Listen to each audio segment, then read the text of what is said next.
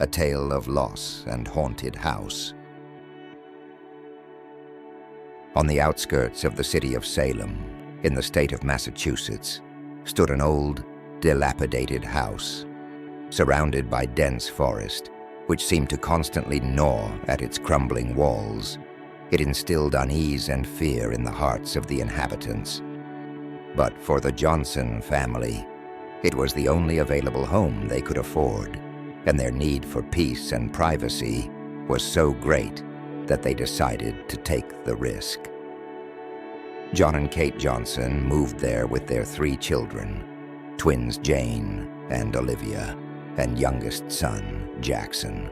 In the first few days of their presence in the house, signs began to appear that something was amiss. But no one expected that what would happen would change their lives forever. Initially, when Jackson began to mention strange noises at night, the parents attributed it to the effect of the change of environment. Kate explained to her son that it was just his imagination playing tricks on him, and John tried to reassure him with the promise that nothing bad would happen. But Jackson was not easily convinced. "Mom, Dad, I really heard something strange. It wasn't a dream," insisted the boy, trembling with fear. "Don't be a smart aleck, Jack. It's just your imagination. You need to stop being afraid." John tried to calm him down, but when Jane and Olivia started reporting similar experiences, John and Kate began to feel uneasy. The girls, usually cheerful and resilient to fear, seemed increasingly stressed and frightened. Their stories of shadows they saw in the corridors and whispers they heard at night stirred concern in the parents. "Maybe we should hire an exorcist," John suggested, but Kate reacted decisively. "We can't believe in such nonsense, John. It's just the effect of fatigue and stress. We need to stick together and be strong for the children," she argued. But even she began to feel the cold breeze of fear lingering in the air. As Jackson, Jane, and Olivia began to experience increasingly intense phenomena, the parents were forced to admit that something was wrong. But even then, when they themselves felt the chill down their spines and saw shadows in the darkness, they tried to stick together and not entertain the thought that something sinister was happening in their new home. Unfortunately, tragedy was approaching inexorably. One night, while everyone slept, a violent activity of supernatural beings engulfed the house. John and Kate woke up in terror when they heard the cries of their children. Running towards their rooms, they felt a cold draft of wind blowing through the corridors. "Jane, Olivia, Jackson," they shouted, panic gripping their hearts. But when they reached the children's rooms, they found only empty beds and open windows. Their children had vanished, leaving behind a deadly silence in the house. "This can't be true," Kate whispered, tears in her eyes. "We have to find them. We have to find them," John cried out, desperately opening every door and searching every corner of the house. But the children were no longer where they had left them. They had disappeared into the dark recesses of this haunted house, leaving their parents in fear and despair. As the sun rose over Salem and the first rays of light filtered through the trees of the forest, the Johnsons were found by rescue services, sitting in the kitchen of the house, surrounded by darkness and silence. Their souls were torn apart, their hearts filled with grief. But most terrifying of all was the emptiness left in their hearts by the disappearance of their beloved children. For the Johnsons, this house became the grave of their innocence and peace. And though they left it, their memories never left them, and they would never forget the tragedy that left their family forever incomplete.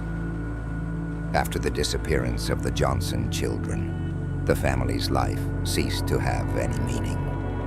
John and Kate fell into deep depression, unable to cope with the loss of their beloved children. Aimlessly, they wandered through the abandoned house, searching for clues that could lead them to their children. But every attempt was futile. Daily life in the house became a torture. Every step, every glance at the empty children's beds reminded them of the terrible loss. At night, they heard whispers and cries, which seemed to echo from the past, reminding them of moments when the children ran through the corridors and laughed with joy. With each passing day, John and Kate lost more and more contact with reality. Their minds began to succumb to hallucinations, seeing shadows and hearing voices that no one else touched. Immersed in despair and madness, they were unaware that the house which took their children was also blurring the boundary between the world of the living and the dead. However, one phenomenon that terrified them more than anything else was the appearance of their children's figures. Sometimes in the darkness of the night, they would see Jane, Olivia, and Jackson running through the corridors, laughing and calling their names. Trying to reach them, they would immediately disappear, leaving the parents even more distraught. But everything changed on a cold night when John and Kate decided to make one last attempt to find their children. Overwhelmed by grief and desperation, they ventured into the farthest corner of the house, where they had never been before. Narrow, forgotten corridors led them to forgotten rooms, where time seemed to stand still. In the twilight and darkness, they discovered mysterious doors they hadn't noticed before. They looked at each other in silence, knowing they had to find out what was behind them.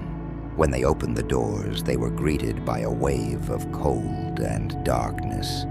But what they saw shook them to the core.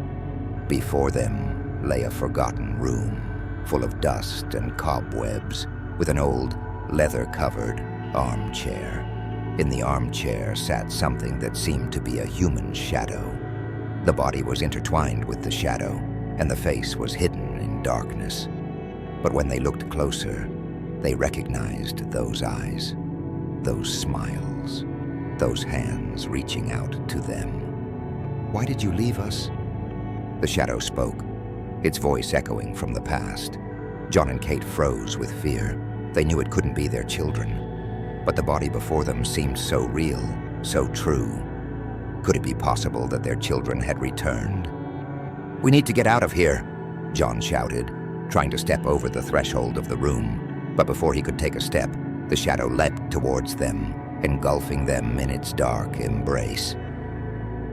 John and Kate screamed in terror, trying to break free, but their efforts were in vain. "Leave us!" John screamed, trying to break free. "It's too late," the shadow whispered, before completely enveloping them in darkness.